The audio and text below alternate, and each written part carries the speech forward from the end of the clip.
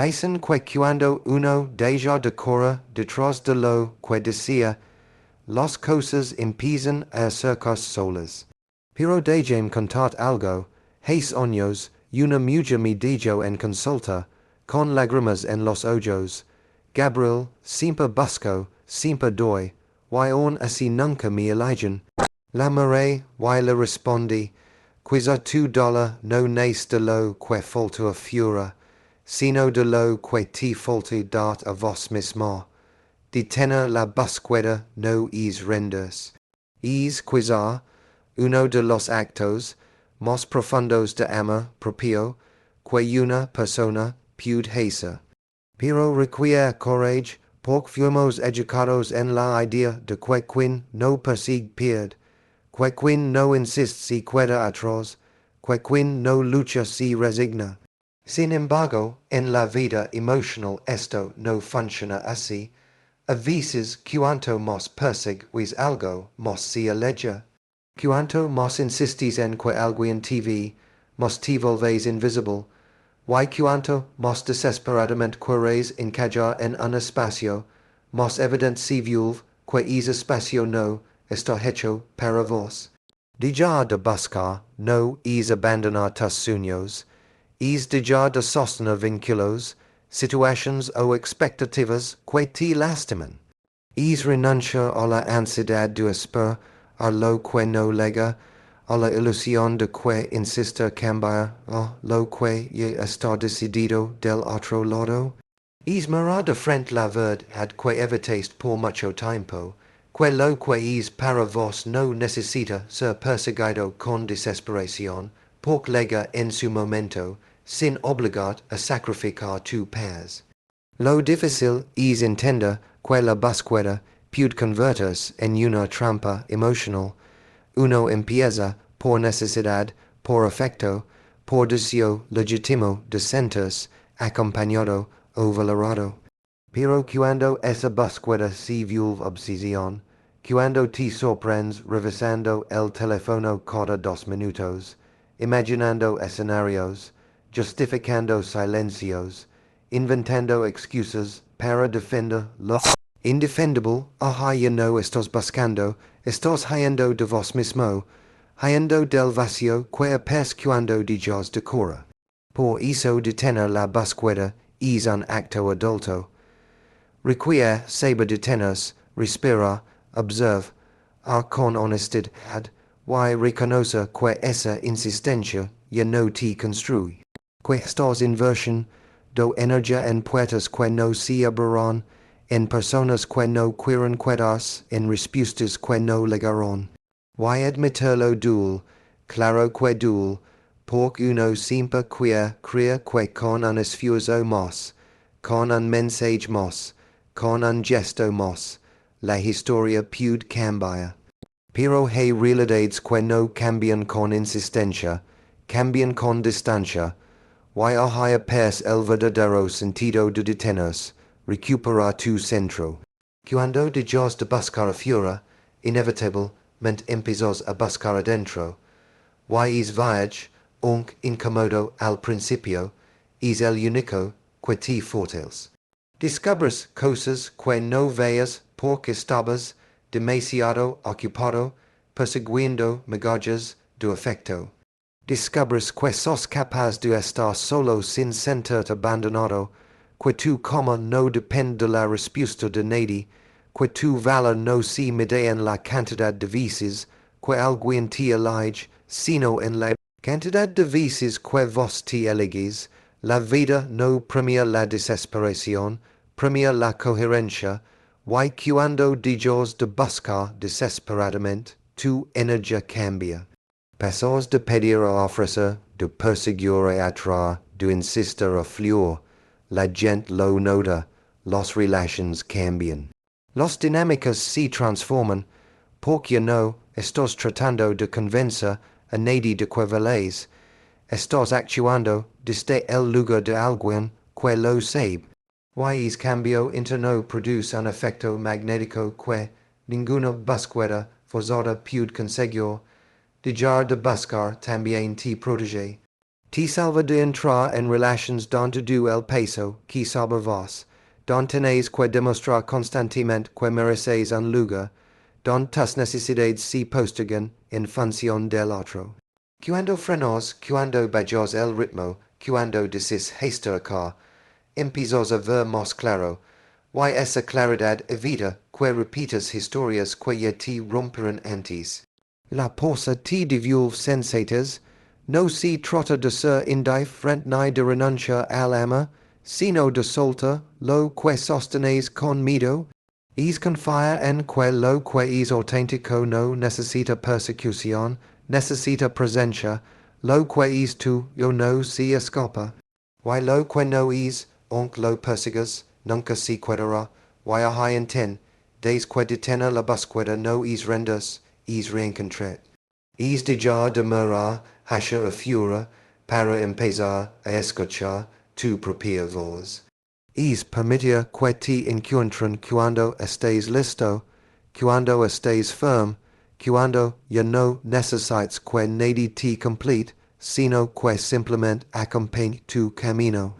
Porque lo verdadero no llega cuando lo buscas, llega cuando vos estás preparado para recibirlo. Lo que atraes depende de cómo te hablas. Puede sonar simple, incluso cliché, pero es uno de los principios emocionales más profundos que existen. La forma en que te diriges a vos mismo crea una vibración interna, un tono invisible que los demás perciben sin que vos digas una sola palabra. Porque antes de que abras la boca, ya estás comunicando algo. Tu nivel de seguridad, tu relación con vos mismo, tu manera de ocupar tu propio espacio. Why to do eso nace del diálogo interior que mantenéis a diario. Muchas personas dicen, porque siempre atraigo lo mismo, porque repito relations, deceptions, vínculos que me desgastan. Why la respuesta, por dura que sí, suele estar en cómo se hablan.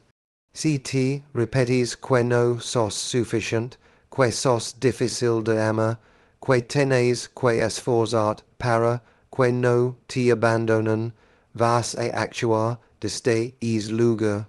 Vas a poner el cuerpo desde la inseguridad, y la inseguridad llama a quienes buscan alguien que ceda, alguien que se conforme, alguien que tolera, alguien que no se crea merecedor de más. Tu diálogo interno es como un filtro.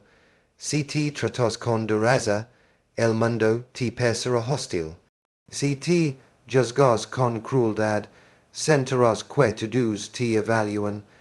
Si te criticas constantemente, aceptarás críticas disfrazadas de afecto. Why si te repetes que no vales, aceptarás migajas por creer. Os que es lo único disponible para vos. En cambio, cuando una persona se habla con respeto, con compasión, con firmeza, comienza a elegir de forma diferente. Why esas elecciones cambian los resultados? Lo que atraes no es magia, es coherencia. Si vos te hablas como alguien con dignidad, vas a comportar como alguien con dignidad. Vas a decir que no cuando antes te calabas, vas a poner límites donde antes de jobas pasar, vas a retirar de lugares donde solo te quedabas por miedo. Porque la voz interna que te guía ya no es la del miedo a perder, sino la del derecho a ser bien tratado. Why cuando actúas desde ese lugar inevitablemente atraes personas que entienden, respetan y valoran a alguien que se valora a sí mismo. Muchas veces creemos que atraemos lo que queremos, pero en realidad atraemos lo que creemos merecer. Esa creencia se construye, ladrillo por ladrillo, con las palabras que te dices todos los días. Por eso es tan importante revisar ese diálogo. Te hablas como un amigo o como un enemigo. Te das permiso para equivocar o te castigas sin piedad. Te alentas o te sabotas. nada define tanto tus vínculos como la forma en que te tratas cuando nadie te escucha. Si te hablas mal, te vas a sentir mal. Si te sientes mal, vas a actuar desde el vacío. Y desde el vacío, uno no elige, uno se aferra. Uno se conforma, uno se queda en lugares que sabe que no le hacen bien. Pero cuando empiezas a hablar con más amabilidad, algo cambia. No es que la vida se vuelve perfecta de un día para otro. Es que vos dejas de negociar tu valor, dejas de perseguir aceptación, y empiezas a buscar reciprocidad. Dejas de justificar malos tratos y empiezas a reconocerlos como señales de alarma. Dejas de suplicar atención y empiezas a cultivar presencia. La voz interna es el origen de tu energía emocional, y esa energía es la que los demás perciben. Quien se habla con desprecio transmite vulnerabilidad mal gestionada, y eso atrae a quienes se aprovechan. Quien se habla con cariño transmite fortaleza tranquila, y eso atrae a quienes también saben cuidar. Quien se habla con miedo atrae incertidumbre, quien se habla con confianza atrae estabilidad. Cambiar como te hablas no es un acto de ego, es un acto de responsabilidad. Porque si vos no defendes tu valor, vas a esperar que otro lo haga. Y cuando depende de la mirada ajena para sentir valioso, quedas atrapado en relaciones desbalanceadas, donde el precio de ser visto es demasiado alto. En cambio, cuando tu voz interna te sostiene, no necesitas convencer a nadie de que vales, lo demuestras viviendo en coherencia con vos mismo.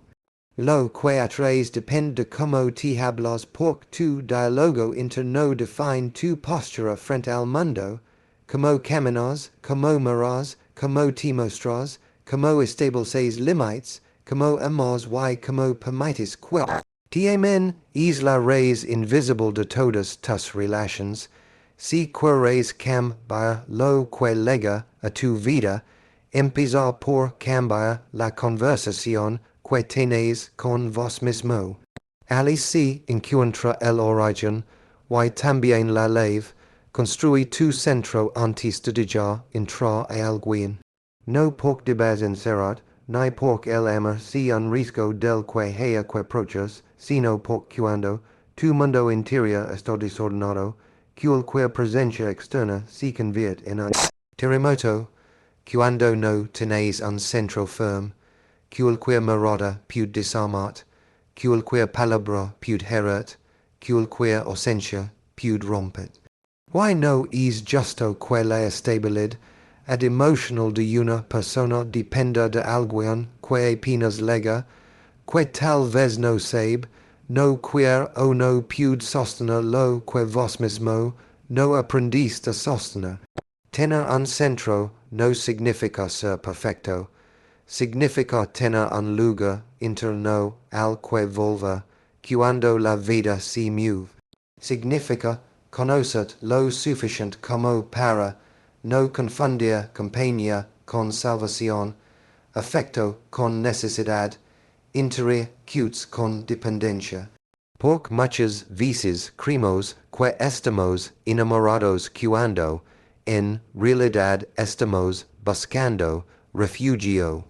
Y un vínculo construido desde el miedo a estar solo nunca es un vínculo sano. Es un anclaje emocional que tarde o temprano se hunde. Construir tu centro implica preguntar quién sos cuando nadie te mira, que te hace bien cuando nadie te acompaña, que te interesa, que te inspira, que te enoja, que límites no estás dispuesto a negociar. Implica conocer desde lo cotidiano, desde lo pequeño, desde lo que parece insignificante, pero revela tu mundo interno.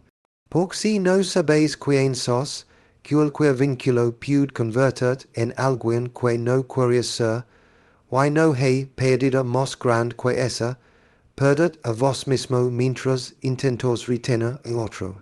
Muchas personas creen que encontrar perder les dará estabilidad, pero si no logras estar en equilibrio estando solo, la pérdida no va a estabilizar, va a exponer. Todo lo que no trabajaste con vos se va a manifestar en el vínculo, tus miedos, tus inseguridades, tu ansiedad por ser aceptado, tu necesidad de ser validado. Why eso genera dinámicas que desgastan, empiezas a pedir explicaciones por cada silencio, e interpreta cada gesto como rechazo, e necesita garantías que nadie puede ofrecer. No es ama, es tema disfrazado de afecto. Cuando construís tu centro, la historia cambia. No necesitas que alguien te elija para sentir que valéis. Sabéis elegir vos, no buscas que alguien te come la angustia. Sabéis comar vos, no exigís que otro te dé lo que no sabéis dar. Te volvéis responsable de tus emotions. Why eso te permite amar desde la libertad, no desde la cancha. Te permite decir, quiero estar con vos, no te necesito para no romper. Lo primero es vínculo, lo segundo, dependencia. Un centro firme también te da criterio, porque cuando vos sabéis quién sos, sabéis qué tipo de amor estás dispuesto a recibir. Ya no aceptas las sobras, ya no justificas indiferencias, ya no sostenéis vínculos que te lastiman por el miedo a soltar. Tu centro te recuerda lo que mereces, incluso cuando la emoción te confunde. Te da brújula cuando la ilusión te desvía. Te da raíces cuando la pasión te arrastra. Y lo más importante, tu centro te vuelve alguien que elige, no alguien que ruga. Elegís con calma, no con urgencia. Elegís desde la claridad, no desde el vacío. Elegís a alguien que acompañe tu camino, no a alguien que lo sustituya. Y esa diferencia lo cambia todo, porque cuando una relación nace entre dos personas que ya tienen un centro propio, no se unen para completarse, se unen para compartirse. Y compartir es el acto más sano del amor, const, tu centro es un acto de madurez emocional. Implica mirar de frente, reconocer tus heridas, sanar lo que duele, desarmar creencias viejas y reconstruir desde un lugar más auténtico. No para ser invulnerable, sino para ser honesto. No para evitar el amor, sino para vivirlo sin perder. Cuando tenéis un centro, no necesitas que alguien te sostenga, necesitas que alguien te acompañe. Y encontrar a alguien que acompañe es mucho más fácil cuando vos ya aprendiste a sostener. Porque entonces no buscas un salvador, buscas un compañero. No buscas llenar vacíos, buscas compartir plenitud. Y esa es la base de los vínculos que realmente perduran. Revisa tus vínculos con honestidad. No con miedo, no con culpa, no con la esperanza de que todo cambie mágicamente, sino con la valencia de mirar de frente, lo que muchas veces evitas porque sabéis que, si lo ves, ya no vas a poder fingir que no existe. La mayoría de los dolores emocionales no vienen de lo que ocurre, sino de lo que negamos. Y nega la realidad de un vínculo es uno de los actos de abandono más silenciosos y más peligrosos que existen. Revisar tus vínculos implica preguntar qué te pasa cuando estás con ciertas personas, si te expandes o te encagues, si podéis ser vos mismo o te convertis en alguien funcional al otro, si te senti acompañado o si, aun estando al lado de alguien, te invade la soledad, porque la soledad en compañía no es un síntoma mena, es un grito del alma diciendo, acá no estás siendo visto.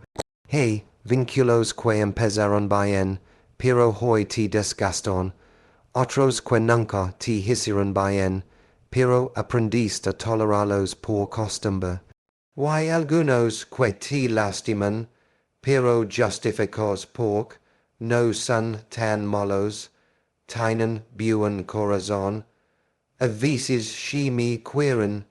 La manipulación emocional muchas veces no llega disfrazada de maldad, sino de excusas que vos mismo fabricos para no enfrentar la verdad.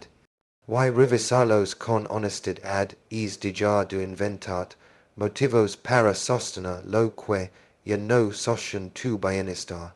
Cuando revisas tus vínculos desde la sinceridad, tenéis que recordar algo fundamental, no todo lo que te duele es ama. No todo lo que te falta es tu culpa. No todo lo que insistes se salvará. Hay personas con las que no estás creciendo, sino retrocediendo. Hay relaciones en las que no estás siendo amado, sino utilizado. Hay lugares donde tu presencia no es bienvenida, pero tu ausencia sería más conveniente para el otro. Verlo dual, pero también libera. La honestidad no busca culpables, busca claridad. No se trata de apuntar con el dedo, sino de asumir que hay vínculos que dejan cicatrices, hay vínculos que te apagan, hay vínculos que simplemente ya cumplirán su ciclo. A veces, la persona no es mala, pero no es para vos. No porque carezca de valor, sino porque su manera de amar no coincide con la forma en que vos necesitas ser amado. Acepta eso es un acto de madurez enorme. También hay vínculos que podéis mejorar, pero para mejorarlos, primero hay que mirarlos. Si te sientes invisible, decilo. Si algo te duele, exprésalo. Si un límite fue cruzado, marca la frontera. Porque calor no evita conflictos, los acumula. Lo que se acumula se convierte en resentimiento. El resentimiento siempre termina rompiendo lo que el silencio quiso sostener. Revisar tus vínculos con honestidad también implica mirar a vos mismo. Preguntad si das desde el amor o desde el miedo, si te cuidas por elección o por costumbre, si cuidas o controlas, si acompañas o te aferras. A veces el problema no es el otro, sino la versión de vos que pers en es vínculo. Más insegura, más dependiente, más necesitada.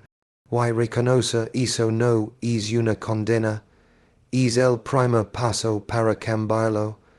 La honestidad es una brújula emocional. Te señala hacia donde vas, pero también hacia donde ya no deberías volver. Te muestra lo que aceptes por miedo a estar solo, lo que sostu, vist por no soportar un final, lo que justificas por querías creer en el potencial en lugar de ver la realidad. Una vez que ves cambia se vuelve una obligación ética con vos mismo, mirar tus vínculos con honestidad dual, pero mente dual más cuidad donde no te eligen, dual más insiste donde no hay reciprocidad, dual más espera a lo que no llegará. La sinceridad te desnuda, pero también te devuelve dignidad, porque cuando sos honesto con lo que vives, empiezas a elegir desde un lugar más claro, más sano, más adulto. Aunque no siempre puedas ser a una puerta inmediatamente, aunque el proceso sea gradual, el simple acto de ver la verdad ya empieza a transformar. Ya te coloca en un camino distinto.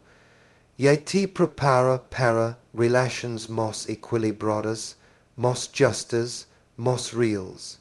Revisar tus vínculos con honestidad, porque la vida es de más, yado corta para gastar energía donde no floreces.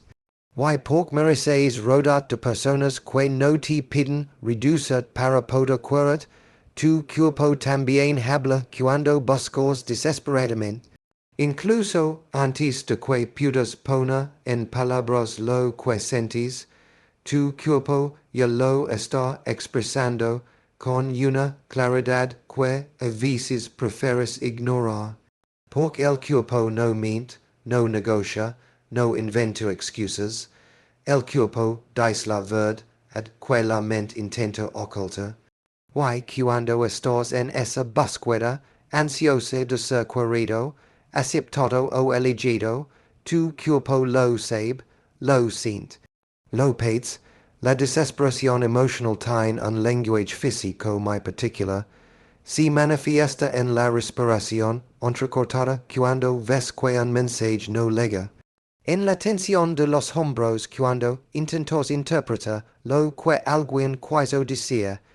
En el nudo del estómago cuando presientes que algo no va bien pero no quieres aceptarlo. La mente puede justificar todo. Estoy exagerando. Debe estar ocupado. Soy yo el que piensa demasiado. Pero el cuerpo no entra en esos jugos. El cuerpo reacciona a la realidad emocional, no a la historia que te contas. La ansiedad por ser visto, por ser validado, por no perder a alguien, te va consumiendo por dentro. Why aunque creas que lo estás mangiando, el cuerpo te muestra que no, te despertas con cansancio, aunque hayas dormido. Te duele la espalda, aunque no hayas hecho esfuerzo, perdes apetito o comes sin control, tu pecho se siente apretado, como si algo te faltara. No estás enfermo, estás discon, todo de vos mismo. Tu cuerpo es un espejo que refleja tus vínculos, tus miedos, tus dependencias. Why muchas veces pide auxilio mucho antes de que vos lo escuches. Cuando buscas desesperadamente, tu cuerpo entra en modo alerta. Vive en un estado de vigilancia emocional, atento a cambios de tono, a silencios, a tiempos de respuesta. Tu sistema nervioso interpreta esas señales como peligros y reacciona con cortisol, con tensión, con aceleración del corazón. No porque la situación sea realmente peligrosa, sino porque tu herida emocional está activada, la misma herida que te dice que tenéis que esforzarte para no ser abandonado, que tenéis que dar para merecer, que tenéis que estar disponible para que no se vean. El cuerpo grita cuando el alma cala. Why si te forzas a sostener relations que no te hacen bien, la factura la paga tu salud. Te cuesta dormir porque tu mente no encuentra descanso. Te cuesta concentrar porque tu energía está puesta en anticipar lo que el otro hará. Te duele el culo porque cargas tensions que no te corresponden. Why aún así, muchas veces buscas como estos síntomas sin entender la cosa emocional que los originó. Lo más impactante es que el cuerpo bien reconoce cuando estás siendo deshonesto con vos mismo, cuando te dices que algo está bien pero sabes que no, cuando toleras indiferencias, cuando aceptas migajas, cuando justificas lo que te lastima. Esa incoherencia interna se convierte en síntomas físicos. Cada vez que traicionas tus necesidades, tu cuerpo se endurece. Cada vez que tragas lo que querías decir, tu garganta se cierra. Cada vez que no pones un límite que duele poner, tu pecho se prisiona. La somatización es el idioma del autoabandono. Pero así como te avisa cuando estás buscando desesperadamente, también te acompaña cuando empiezas a soltar. Cuando dejas de insistir, tu respiración cambia. Cuando aceptas la realidad, tus hombros bajan. Cuando pones límites, tu mandíbula se relaja. Cuando dejas de correr detrás de lo que no fluye, tu ritmo cardíaco encuentra estabilidad. El cuerpo se recorda acto de dignidad con un suspiro profundo, con un descanso sincero, con una paz que no viene de fuera, sino de tu propia verdad. Tu cuerpo cuida tu bienestar, cuida que te quedes donde coma, no donde tormenta, cuida que te escuches, cuida que te eliges, y aunque vos intents engañar, él no lo hará, él siempre hablará, aunque vos no quieras wallow. Por eso es tan importante prestar atención a esas señales, porque la desesperación habla, aunque vos no hables. Porque tu cuerpo sabe antes que vos cuando estás mendigando afecto. Y porque al final la verdadera paz emocional no llega cuando alguien aparece, sino cuando dejas de exigir a tu cuerpo que sostenga lo que tu corazón ya no puede sostener más. La mejor forma de atraer es cuidar a largo plazo. No porque el cuidado personal sea una moda, ni porque tengas que demostrar a los demás que sos fuerte o independiente, sino porque el verdadero magnetismo nace de la coherencia interna, de cómo te tratas, de cómo te hablas, de cómo te respetas cuando nadie te mira. La atracción no es un acto inmediato, es el resultado de un proceso silencioso en el que, día tras día, eliges convertir en alguien que se honra. Y cuando alguien se honra, inevitablemente atrae vínculos que también saben honrar. El problema es que muchas personas quieren atraer desde el vacío. Esperan que otro les dé la cama, que ellas no se ofrecen, que alguien llegue para ordenar lo que internamente está desordenado.